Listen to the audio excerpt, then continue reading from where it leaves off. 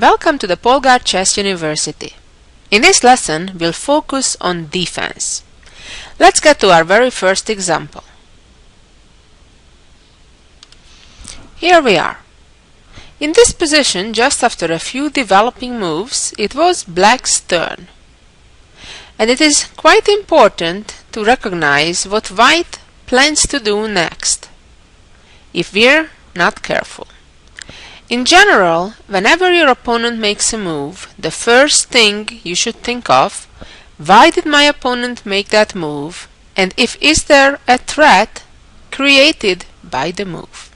In some cases, the threat is very obvious and very powerful, such as maybe giving checkmate or capturing one of your pieces, and yet in other cases it is only a strategical gain.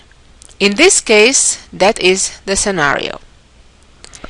White is threatening to move his rook to e1, which in turn would check Black's king. And if the king needs to move out of the check, that would mean that Black would lose the right to castle for the game. It would also mean that if the Black king would need to go to f8, that Black's rook in the corner on h8 would have serious difficulties in getting out of there. So therefore, it is very important to find a way to get away from this threat. The simplest and most effective and best way to achieve this goal is to simply castle.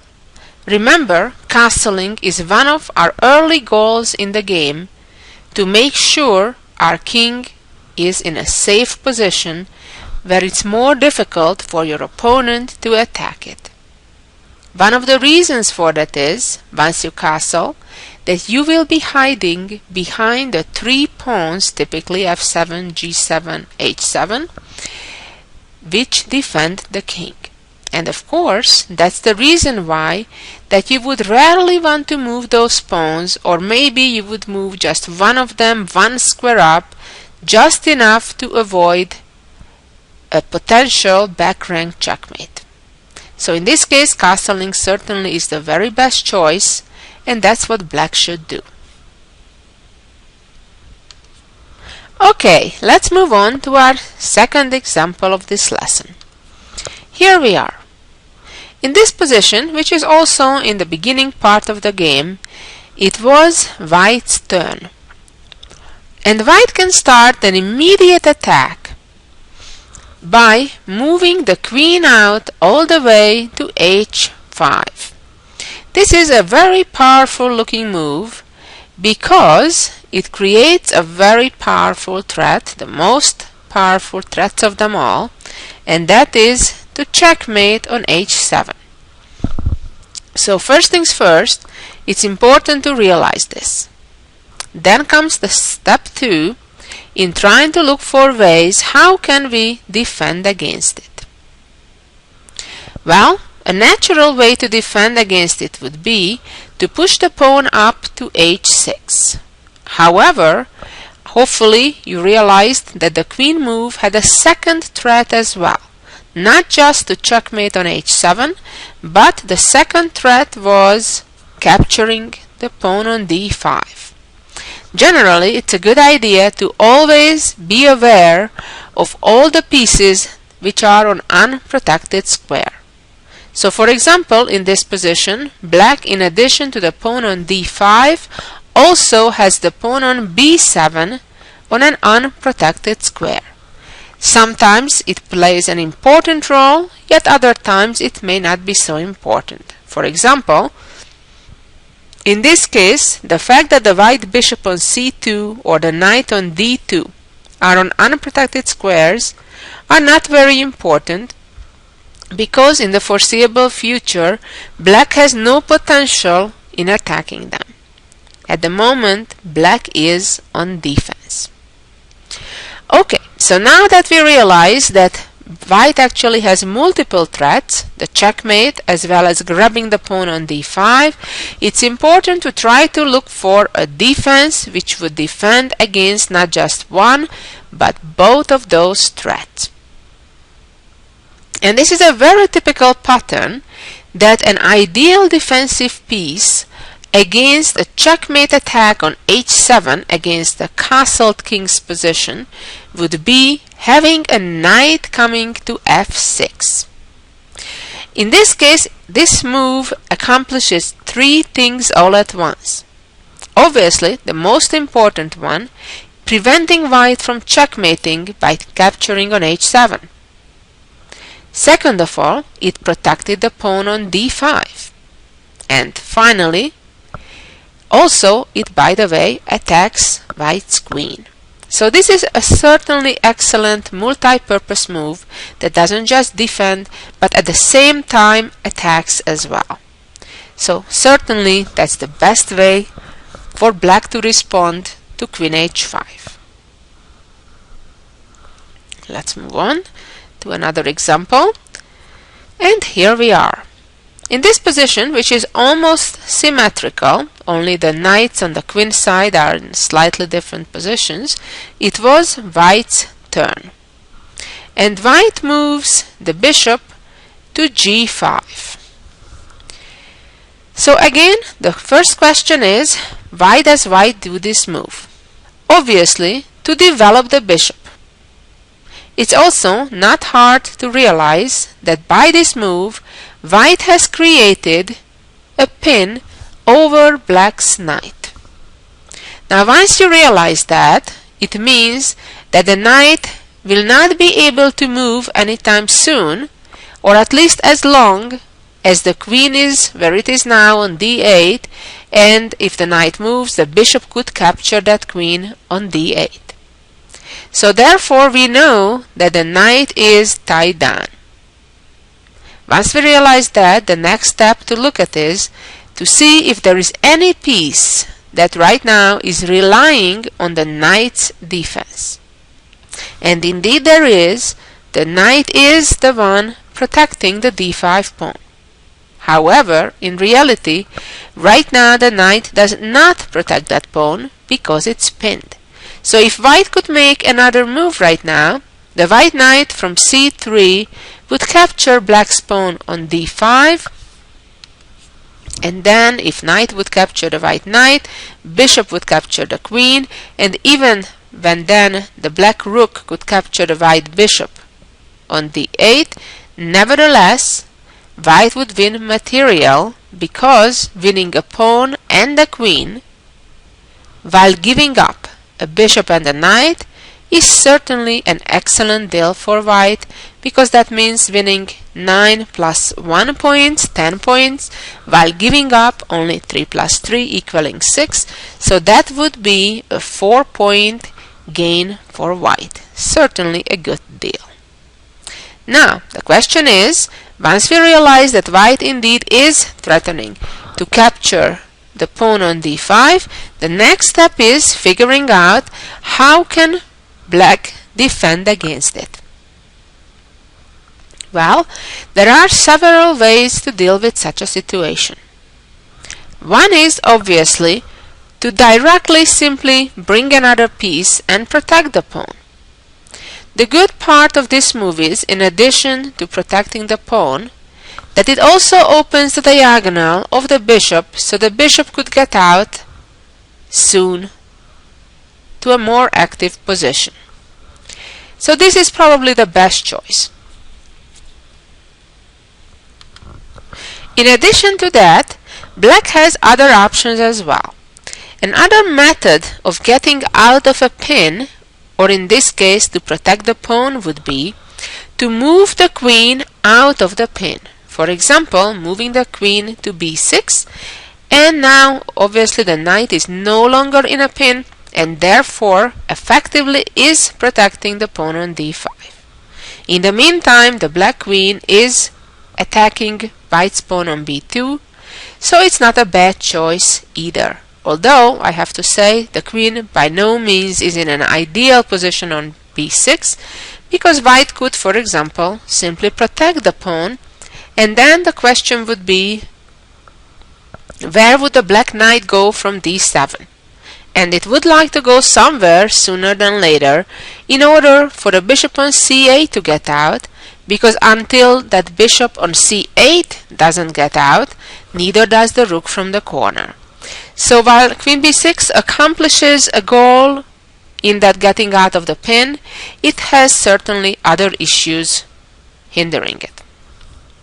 And last but not least, a natural move after bishop g5 could be, in addition to knight b6, to first play h6, asking the bishop which way to go, and then if the bishop comes to h4, maintaining the pin over the knight, then to move the knight to b6.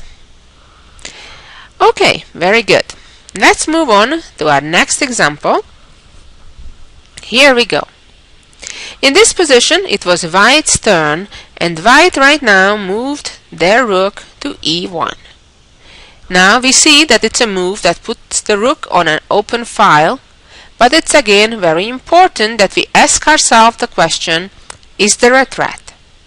And yes, indeed there is. In fact, a deadly one. The white rook is about to come down to e8 and announce checkmate. So therefore, it's imperative for black to do something about that. Well, there are again several ways to deal with such a situation. One is to directly simply protect that square. Another one would be to allow the rook to get there, but open a little window for black's king to escape, for example by playing g6. It's true that it weakens a little bit the squares, the dark squares around the black king. However, also at the same time, we can state that since white does not have anymore a dark squared bishop, it's not that easy for white to take advantage of it. So it is a playable move. On the other hand, opening with the other pawn, with the h pawn, would certainly be a very bad idea, because it wouldn't solve the problem, as the white bishop from c2 is guarding the h7 square, so therefore when the rook would come down now, that would be a checkmate. Moving the king after rook e1, moving the king to f8 certainly would guard the e8 square, but it's not a move I like, because as long as there are queens on the board, it's very rare that we would want to move our king towards the middle of the board. So let's see, what else can black do? How about playing queen d7? That's certainly a decent looking move, however it has its own problems, namely that the white queen would come to g4 trying to deflect black's queen, meaning that if right now the black queen would capture on g4 white's queen, that would mean that the white rook would be ready to come down to e8 and checkmate. So therefore black would need to deal with some serious issues here, and it's better to avoid this option. So the remaining two options would be to bring the rook back where it typically belongs on the back rank, or retreating the knight to f6, again with the same idea, guarding the e8 square. And as I mentioned earlier, playing g6 is also a playable option in this case, because white does not have a dark squared bishop to take advantage of the weakening of the dark squares around black's king. Okay, let's move on to our next example. Here we are. In this position, it is white's turn, and as we can see, the black bishop is targeting white's rook. But the big question is what to do after rook d7. Well, this move has a serious threat, and that's the first thing to recognize. What does our opponent want to do? This is a very common pattern that we have looked at in some other lessons, where the rook is about to come to h7 and checkmate black's king in the corner. So in such a situation there could be several solutions. One would be to simply protect that square, so when the rook would come to h7 we could capture it. Another option would be to capture either white's rook or knight. So which one can black do in this case? Certainly cannot capture neither the rook on d7 nor the knight on f6. But how can black protect that h7 square? Well, give it a little thought and hopefully you can find it within a couple minutes. Well, and the answer to that question is by unexpectedly moving this little pawn. Looks like a harmless and pointless move, but in reality it opens up the power of the diagonal of the bishop, and now if rook h7 obviously the bishop would capture it. So black is doing completely fine. Moreover, black is a pawn up. So a very important and good defensive move. And let's move on to our next example. Here we are. In this position, black has a pair of bishops, and in fact one of those bishops is in a very nice position on the longest diagonal, the light squared bishop, right away is targeting the knight on e4. The question is what to do if white in this position would play queen to g3. Well, certainly black should not capture the white knight on e4 right now, because in that case, what would white do? Yes, I hope you said it right. Capture on g7 and announce checkmate as the bishop from b2. So the question really is, what can and should black do about this checkmate threat that he's facing? Well, let's look at the situation. How and if black can protect that key g7 square where white is about to checkmate? Well, black could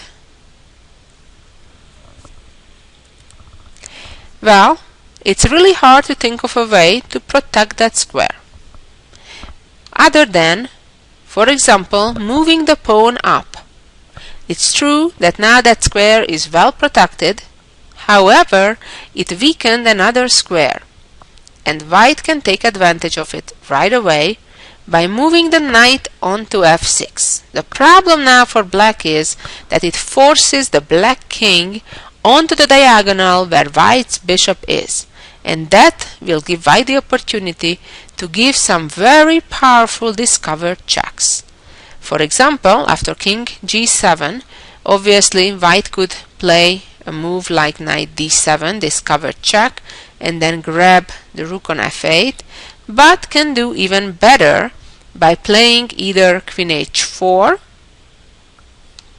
with a new checkmate threat, or even queen to c3, and then after that the double check coming from e8 or h5 will be extremely powerful, because it won't just win material, but it will allow the white queen then come in to g7 with a mating attack. So this is certainly not a good idea for black to respond with after queen g3. So the only good way to respond to this deadly threat is to play f6 and to block up that diagonal, the power of the bishop.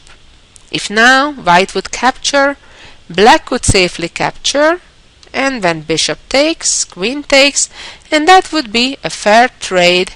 White would give up a bishop and a knight, 3 plus 3 points, equaling 6, versus black losing a rook and pawn, also worth 6 points. So f6 is the only way to defend. And let's move on to our next example. Here we are. Now for a change, it is black who is attacking and white is on the defense. First things first, we need to figure out what does black want to do. It's quite obvious.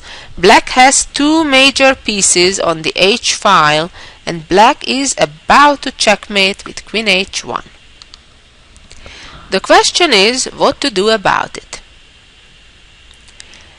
Because the white rooks are on e1 and e2, running away with the king is no help, because black would still checkmate with queen h1. Another idea would be to move the f-pawn to open an escape route for the king on f2. The problem with this is that black now would respond not with an immediate check with the queen, but first simply responding with a quiet move, g3, preventing the escape of white's king. And then white is kind of hopeless against the upcoming threat. The only way to successfully respond to black's attack is by playing g3 in this position. Similarly to one of the previous examples we saw, example 5 in this lesson, white is opening up the diagonal of the bishop to protect a key square by moving a pawn. It's true that black now can give a check with the queen, but then after king f1, black does not have a successful follow-up, because after another check, white wouldn't be willing even to settle for a draw by repetition of moves, by moving the king back and forth between g1 and f1, but rather would block the check, and now at this stage black has run out of checks, and therefore the attack is over, and white's extra bishop will give white a significant advantage. And let's see our final example for this lesson. Here we are. We can clearly see that white is ahead on the material scale, still having his queen on the board. However, hopefully we noticed by now that black is about to checkmate white. So if right now it were black's turn, black would be moving the rook down to a1, and that would certainly be not fun from white's perspective. That'd be checkmate. So the question is, what can we do about it?